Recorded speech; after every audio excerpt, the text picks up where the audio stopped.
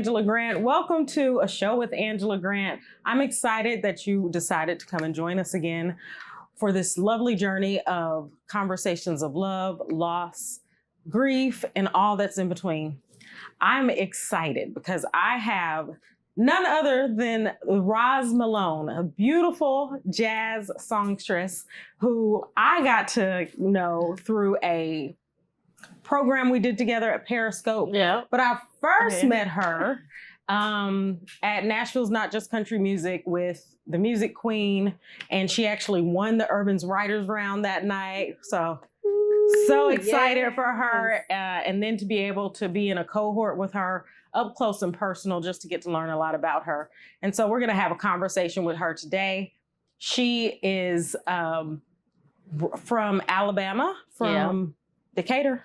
Huntsville, Alabama. I'm sorry. Decatur is right outside, but Huntsville, Alabama. I know she does a lot of different shows around the Southeast region. So, as well as all over. This girl is amazing. So I can't wait for us to get a conversation with her, for you all to get to know her and learn a little bit more about her story and her business, Sexual Healing, which we coined in class, I think. We came up with that together. Yeah. Yep. As a class cohort. Yes. So it was pretty cool. And so I'm so excited for you all to just hear more about her and hear how she allows her light to shine even through some of those dark cracks. So let's get started. All right. Hello, Roz. How are things going? Great. How are you? I'm good. Thank you so much for actually being my first guest. What? I know. Not our first guest. Hey, first guest. Okay. First guest, get it? Hey, first guest. Hey, okay. So thank you for saying yes. Yeah, thank you for having me. I'm so excited. I appreciate you coming out here and just gracing us with your presence. So yeah. As much as I possibly can. Try to grace the people. Grace the people. Well, you always bless the people with your voice and your saxophone. So now we get to just learn a little bit more about you. Oh, boy. So can you tell us a little bit more about you? Since I messed up, you are from Huntsville, one of my favorite day trip type places. Like, you going for a day trip? I love a Huntsville day trip. I'm from there, so it's just, well, of course, it's always growing. I can say that it is. It's the biggest city now in Alabama. It has grown to be the biggest city in Alabama, is what I heard. Bigger than Birmingham. Mm-hmm. Yep. Exactly, and that's amazing because Birmingham is huge. Birmingham is huge. But I also heard that Huntsville is the place for new and rising artists because Nashville is so saturated and overpopulated. A lot of people, and expensive. Yes. A lot of people move to Huntsville to be able to kind of start up their career, and then they're not far from Nashville. If they need to pop in and out of both cities, then that's what they do. So okay. I never heard that, but I mean, I don't put it past it. But when I was growing up, it was just kind of slow moving, and so I came up here because I wasn't really getting a lot of opportunity. But in the opportunity I was getting, of course, being a Black female, places try to take advantage of you and try to pay you less than what they know you're worth. So moved here. Oh yeah. In 2011 to go to MTSU to do music. I wanted to do music therapy. Okay. But the closest school was in Kentucky to do music therapy, and my parents didn't want me going too far, being the oldest.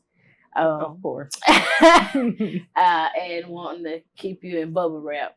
I ended up at MTSU for music industry. And made the best of it, and I met some great people along the way. One of them being Rasan Barber, who now teaches at UNC. So he kind of gave me, I wouldn't say to write a passage into the national music scene, but in a way, yeah, he did, by introducing me and putting me on the different opportunities. The first big one being was me performing at the CMAs. That's huge. The CMT Artist of the Year award in 2015. 14, 15. Around that time with Keith Urban. Keith Urban wanted an all-girl band.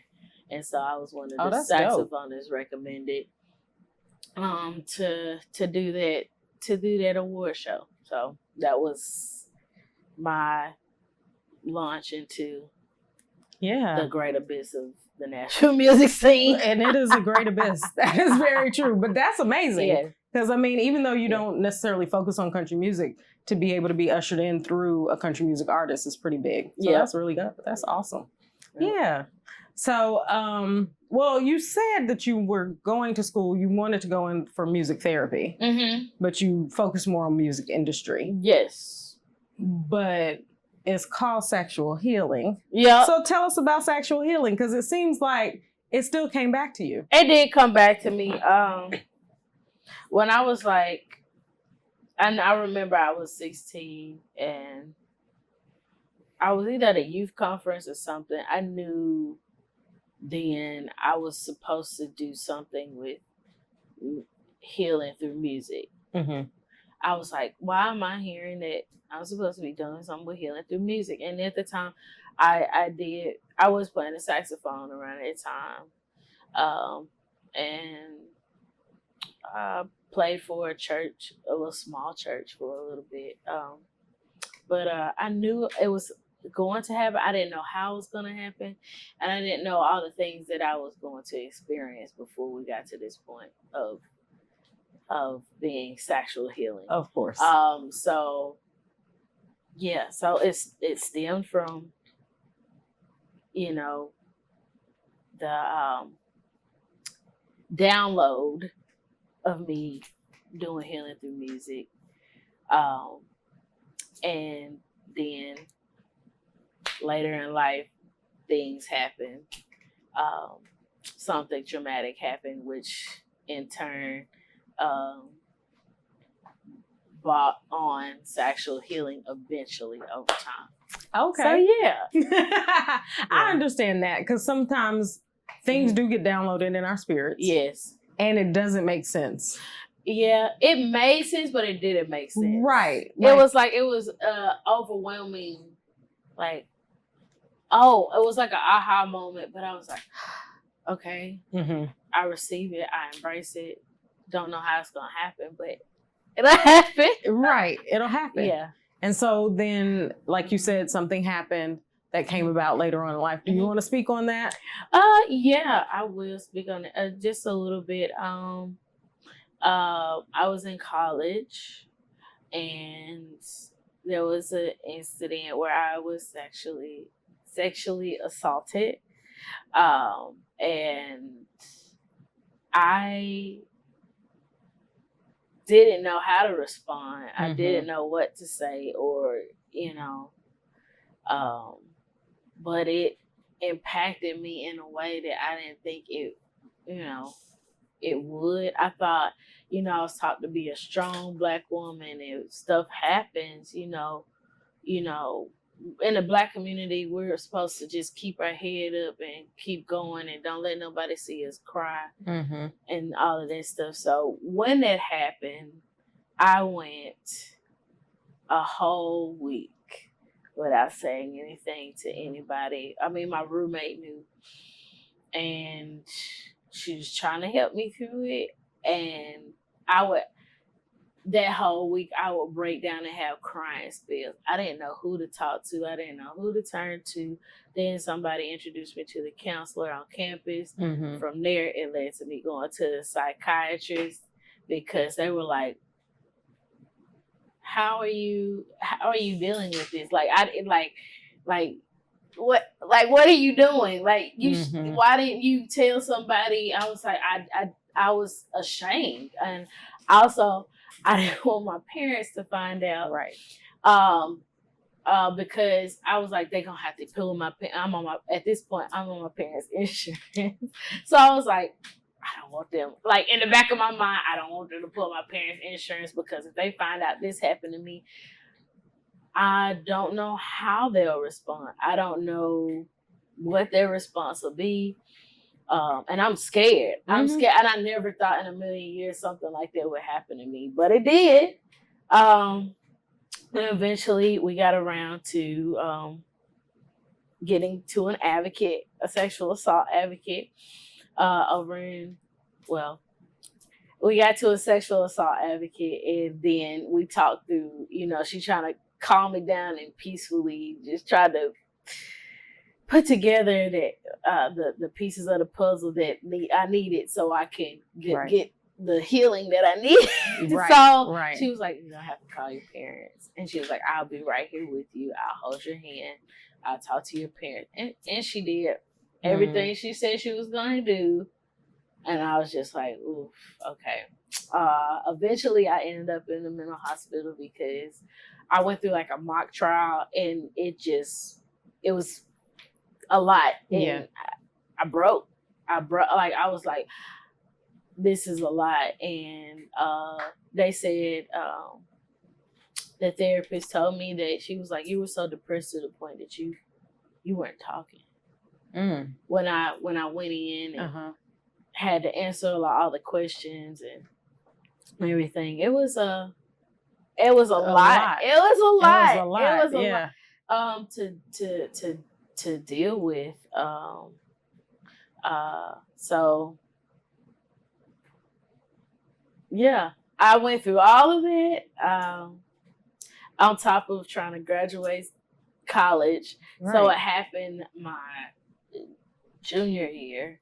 And so, yeah, it was a lot. And coming out of my junior year into my senior year in college. So dealing with all of that and trying to graduate, but also like being in and out of hospital. I'm like, how it's gonna put me behind in my studies? What's gonna happen? Am I gonna have enough credits to graduate? And yeah, I did. I made it out. I survived. I survived it, and to this day, I have never hung up that diploma. Wow. Because yeah, I was like, I survived college. Yeah. I survived. I didn't, like, it wasn't like, yay, I made it out. It was like, I survived. But yeah, I just, all of that, that grief, that weight from going through that traumatic experience and then people not knowing how to really be there for me. They knew how to be there for me according to biblical standards. But I'm like, I need therapy. I don't need just prayers. I need you to show up. I need you to show up. But they didn't know how because they hadn't walked in my shoes. And I never thought I'd walk in those shoes either.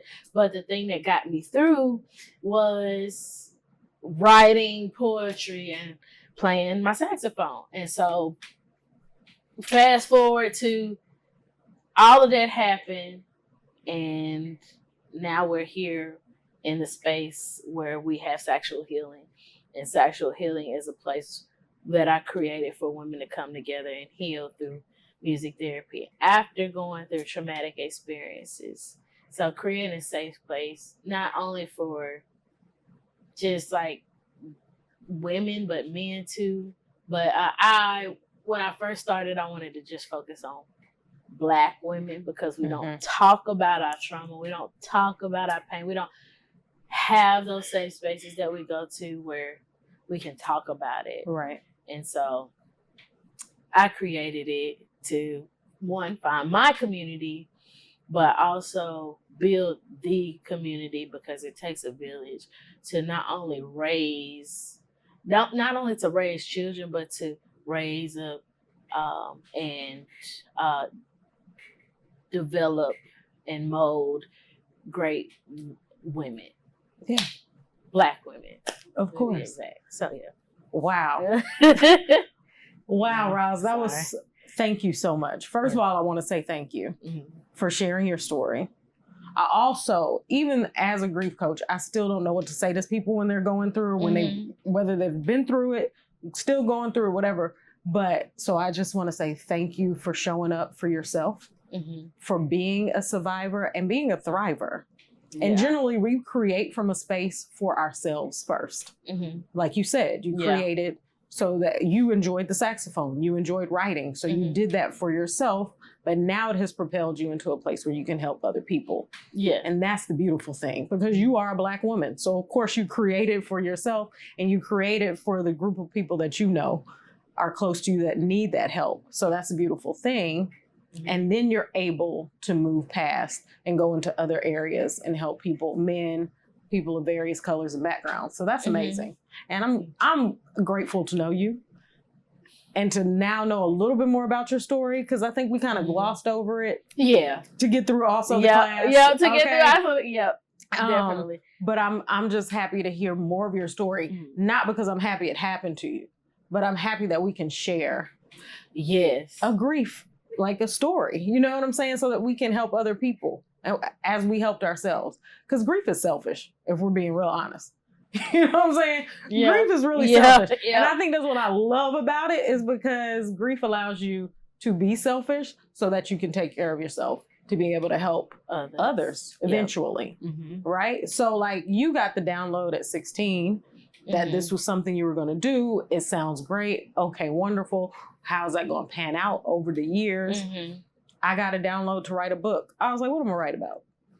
And then my tragedy came later on in life, as to where I was like, oh, this is what I'm writing about? I didn't expect this. Just like, I ain't asked for this. It's not supposed to happen to me. Right. You know what I'm saying? Right, exactly. But it's that, that question of like, why do we say why me as opposed to why not? Yep. What have we been blessed with to be able to help other people? Because essentially our experiences are to help others going through a similar experience. Yeah. Definitely. So thank you so much for sharing. Whew. Yeah. That was a lot. Yeah. That is how I turn my pain into power. Exactly. Yes. Yeah. Pain into power. So and I'm a pain into purpose. Your pain into purpose. But this is also my purpose. Exactly. So go hand in hand. Go hand in power and purpose, baby. That's what we're doing. Yes. So I know, and it also makes sense because you have songs like Breaking Point and Resilient. Yeah. And Jasmine even is a song about healing. About it's taking care. And it's affirmational. Exactly. And so all of your songs make sense to your journey. Yes. That's all they are songs of your journey. So I love that I know a little bit more about your story, and now your songs kind of going into that. So I can't wait to see what you do with sexual healing when it comes to advocating for women and children as well. But this is going to be amazing. And we're going to be able to get to hear her play in a few minutes. She's going to choose one of her songs. She's going to surprise us with the song. And I can't wait. But what I love about the incomparable Roz Malone is that she literally can sing and then play saxophone in one breath. I don't know when a girl breathes. I don't. And I'm always mesmerized and floored by the fact that she can do that, because I can't read music, okay? I would like to say I played by ear when I was playing violin in 6th grade, but I don't even know if that's true. I think I was just lucky. I knew I didn't like school, and I wanted to do something that might put me out of school in the sense of like creatively. And so the strings, they would go on not vacations, on field trips and do other things outside of school. So I was happy to be a part of that. I understand. The strings seem to have a lot of fun, even in today's world, even like being out and experiencing the string players. They tend to have a lot of fun. Right. Like the band was always like working hard but only in the school, and we were like going to the mall. But the strings, they have fun and they petty. Oh, y'all petty. They were petty? Y'all petty. Not y'all. And I don't even play anymore. You don't have to play no more. You was a string player. I was right here with my violin. Y'all are a lot of fun. Y'all are a lot of a ball of life. A ball of life. I mean, I guess now I play tiny violins for people who are, needing them. See? Because we petty. Like you said, I guess that just goes right back into what you were saying. But so I'm just trying to think of what else do you have going on? Because I know you've had some residencies. I know you've been playing. You went to James Brown's estate. You were doing. Girl, I see you on Instagram. You get around, okay? You are everywhere and doing your thing. Yeah, I guess. Like, thanks to the Black Music Action Coalition for bringing me on their mentorship program, if you will. That's how I been able to do all those things. Without them, I don't think I would have been able to have the experiences that I had, or seen that there is more to life than just me being here in Nashville and just performing all the time. Because it's like I wanted to branch out, I just didn't know how. So I'm glad they took me under that wing and just opened the door for me to experience Grammy Week, experience the James Brown estate. So, and just kind of open new doors and new territory. Yes. Yeah. Okay, territory. Yeah. Because I was thinking exposure. I've always said exposure is what people need in order to know where to dream to next. Yeah. And, and we talk a lot about children. Like you even said previously that you want to, help people learn how to be in community, and it takes a village. It takes a village. Not just for children. Not just for children. Like we constantly need village and community. It does not stop, right? Right. So it takes a village to raise a people, not just children, right? And then we always constantly need exposure so that we can just dream to the next level. Yeah. So I love that. Yeah. I love that you are still learning and growing and being exposed in different ways by different people. Yeah. And, that's beautiful. Yeah. So has this come since Periscope? Like you just meeting these new people and going into these places? They actually happened around the same time. Okay. So I was like, I don't know. It was a blessing in disguise that both of them happened at the same time, and has opened me up to want to explore new avenues, but also explore those avenues that I know were within me. I know they're there, but I just was like, I don't know how do I tap into this a little more? Okay. As far as like, of course, with my music, and then childcare on top of that, but childcare in the sense of outside of having a daycare.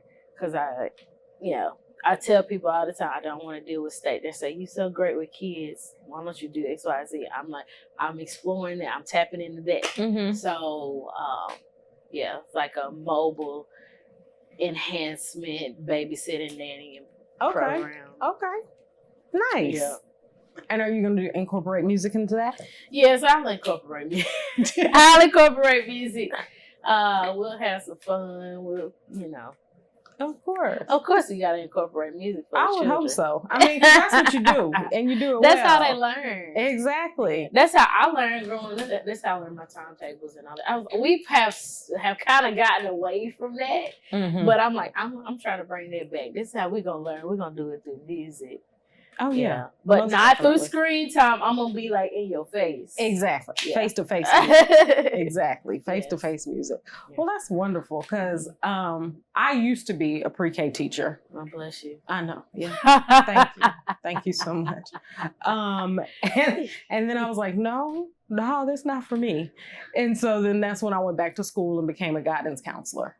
And and being able to work with children in that way, I just feel like it's my calling to be in the counseling, coaching, kind of therapeutic aspect of it. One-on-one small groups, not full classroom. No, thank you. So I get that you want to do something within your vein, and that makes sense. Yep. And you can help and teach children that way. So that's awesome. Yeah. Are there any other new projects that you're working on? Look at that face. So music, we've had to pivot for a minute, but new music is gonna be coming. Just keep up with me on social media. I have started writing a memoir. Okay. About my life and how sexual healing came to be. And it's called The Ending of a New Beginning. Okay. So yeah, I started writing what they call it, the intro, the introduction. The introduction, Mm-hmm. yeah. I'm like, maybe that's all I need to write. Because it's really good by itself. But I'm like, I got to expound on it. You have to expound. You got to give us some chapters, some breakdowns. You know, the introduction can be one page. The ending of a new beginning, yes. I love that. I can't wait. You know, if you need anything, I'm here for you. Yes. So just let me know if I can help you in any kind of way. I love supporting my people. So, yeah. I'm excited for you because you love to write. And you weren't just talking about writing music. You were talking about actual creative writing as well. Yeah. Oh, that was another download. In 8th grade, my teacher pulled me outside the classroom and she was bawling. I was like, why is she crying? I had wrote something and she was like, you're going to be a great writer one day and I'm going to see you on the Oprah show, but Oprah show don't exist. I don't know what. Anyways, she was like, I could see you winning a Nobel Peace Prize. And I was like, oh, okay. She was like, this is so good. I was like, all I did was use big words. Okay, big That's words. What I thought. But I was like, I don't remember what the story was, but I wrote it and she was just in tears and pulled me out. I thought I was in trouble. Mm-hmm. But no, Yeah. She downloaded into me. So writing is a thing that like you said, writing is a part of me. Mm-hmm.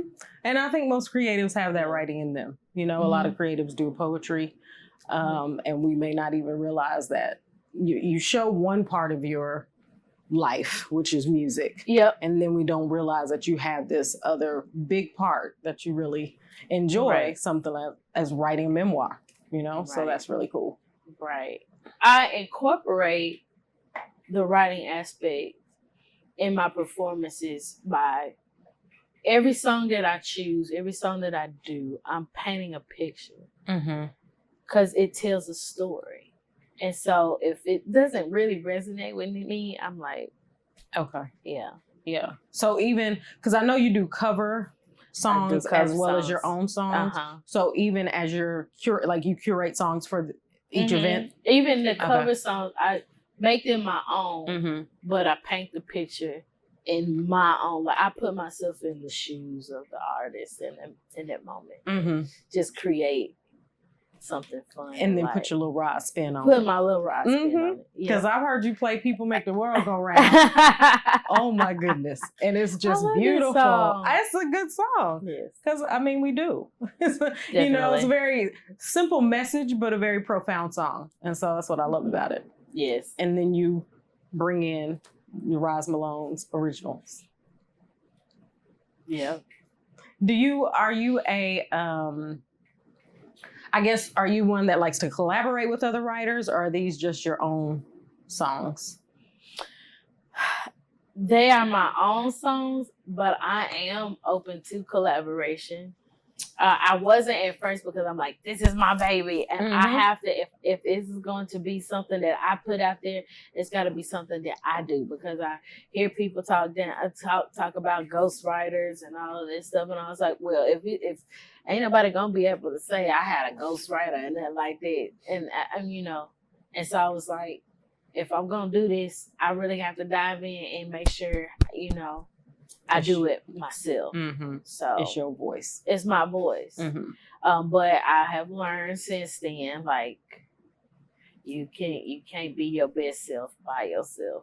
So it takes a village. So I was like, I'm open to collaborating.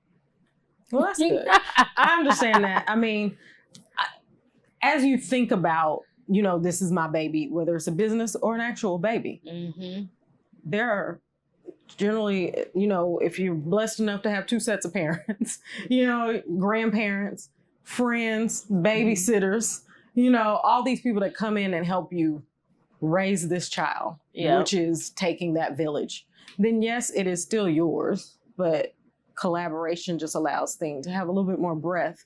And for you to kind of get relief from the weight of it all. Because sometimes we get bogged down, especially as entrepreneurs and women entrepreneurs. Come on now. Yeah. There's so much. So much all the time. It is. And so it's nice to, you know what? I want to do this thing, but maybe if you could help me, you bring your expertise in, and then, you know, I bring mine to the table, and then we can see how we can work this thing together. And then it's not so strenuous. Right. Maybe. I don't know. But it still is like, this is my baby. Exactly. Nobody tell me how to raise my baby. But yes. So, well, that's good. I'm glad that kind of a full circle moment in that you saying you believe in community and collaborating and doing all the things. And then you realize even with something as your music or your writings, you need to pull other people in because you'll have to pull in the editor. You know, you'll have to pull in press and PR and marketing. So, yes, even the book will be your baby, but there are still other elements that you'll have to pull in to help you pull it all off. That makes sense. Right. And I think, you know, me not wanting help stem from, you know, going through my traumatic experience. Like you said, it's a full circle. Like, why did I not want help? Why do I not like to ask for help? It's because, like, people don't know exactly what I need. Even if I voice what I need, I'm like, I don't think they're going to understand because they're not in my shoes. So I don't ask for help. Oh, you know, I've been on the receiving end of you not asking for help. Yeah, you have been on the receiving. And so I think all of it has stemmed from, you know, like going through my experience and just feeling let down or not heard. And so it just causes me to be more closed off and I got this. Yeah, but I'm a nice person. I'm really sweet, and the sweetest, the nicest. But you just do it for yourself. I just do it for myself. And I'm like, do you need help? Nope, I got it. Okay. Well, I was trying. I mean, I don't want to step on your shoes, but I also could offer. And no, nobody does it like us. And I've had that issue before. I've asked somebody to help me, and then I started doing what they were doing, and they had to literally look at me and be like, Angela, you told me to do this. You told me to help you with this. And I was like, you're right. Just keep, let me know to go back to my side of the rooms and focus on what I got going on. And you do this. And so it may just be, a constant reminder, just because you need to know that there are people here to support you. Yeah. Beyond just prayers. And prayers are great and wonderful. But there's also sometimes you need that extra hand. You don't have to carry all the bags by yourself. Yeah. You don't have to carry all the weight by yourself. Yeah. I saw that face. Yeah. Release the reins a little bit. I know, right? Okay. Just don't be so tight. Release them a little bit. But yeah. So that's wonderful. All right. So we're going to hear from the beautiful vocal stylings and saxophonist, Miss Roz Malone. So she's going to play a selection for us.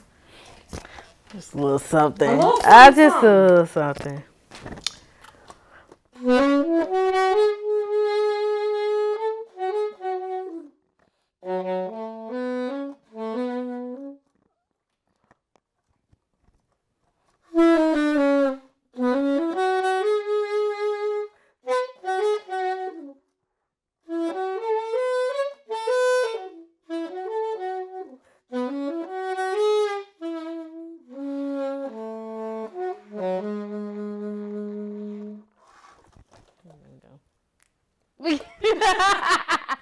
It's just a little bit. It's a little bit. Does that have a little name? It's called Jasmine, like the essential oil. Okay. So it's just a little snippet, but I am singing and playing on that track. It is out on all streaming platforms. You can go stream it. Again, all streaming platforms, or you can buy it on iTunes, because that's how we get supported. Support my girl. Yes. Financially, that's how we get support. Exactly. So, yeah. It's just a little snippet or something. A little snippet. You don't want to give us any more? I can. I want to hear more. What do you want to hear? Something. Give us some resilient. Resilient? Uh-huh. Okay. Give us some resilient.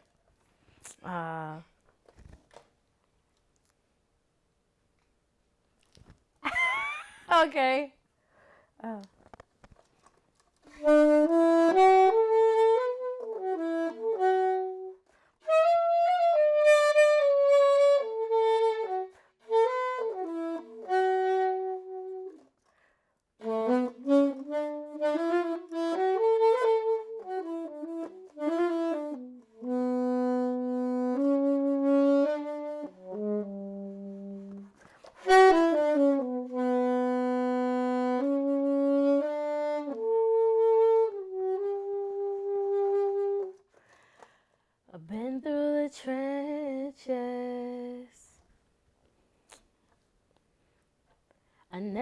thought I would fight my way back.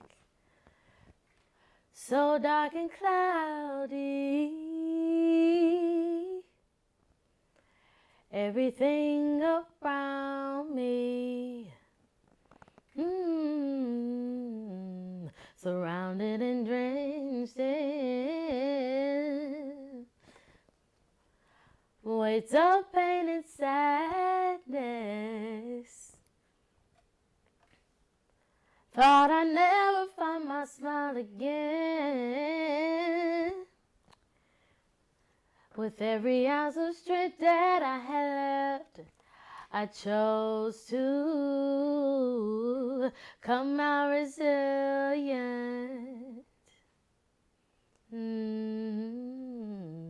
Come out resilient. I know I can come out resilient, and you will come out resilient.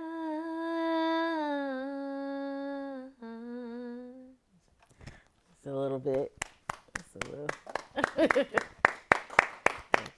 That's my song, Resilient. It's out on all streaming platforms too. Also, I have Resilient merch. I have a little wristband that I'm wearing today. It's Resilient. It's my reminder to you that you are resilient. Whatever you're going through, whatever you're facing, you are resilient, and you will come out on the other side of whatever you think. You are not seeing the light at the end of the tunnel too. So always remember, you are resilient, and you will come out of whatever it is you're going through resilient. Beautiful. Yes. Thank you so much, Roz. Yeah. I appreciate that. That was perfect. I do a segment called The Anchor Drop, and I think I don't have to say anything more than come out resilient. Please follow Roz on all streaming platforms. Listen to download Roz's music on all streaming platforms. Yeah. Find her on at Roz Malone Music. That's RozMalloneMusic. Roz Malone Music on IG and Facebook. You can also see where I'm performing next on my website, saxyroz.com. That's SAXXYROZ.com. I love it. And she's going to be at Chicago Style Chicken and Waffles August 14th. Yes. They have excellent food, first and foremost. Not even getting paid to promote this, but oh my God. Their grilled catfish. Is it good? So okay, good. Okay. When I tell you, okay? And then you're going to get to hear Roz too, so your ears are going to get fed, and your belly is going to get fed, and you're going to be happy. So, yes. August 14th, 7 to 10 p.m. Y'all come on out to Chicago Chicken and Waffle. It'll be a good time here in Nashville, Tennessee. I'm Angela Grant. Thank you so much for joining us again at the show. Thank you, Roz, again for your beautiful vocal stylings, your saxophone playing, but even more so your story. That is what we're here for, and we just appreciate you. I love you, and I thank you for being here. Thank you all. I appreciate you all. Until next time.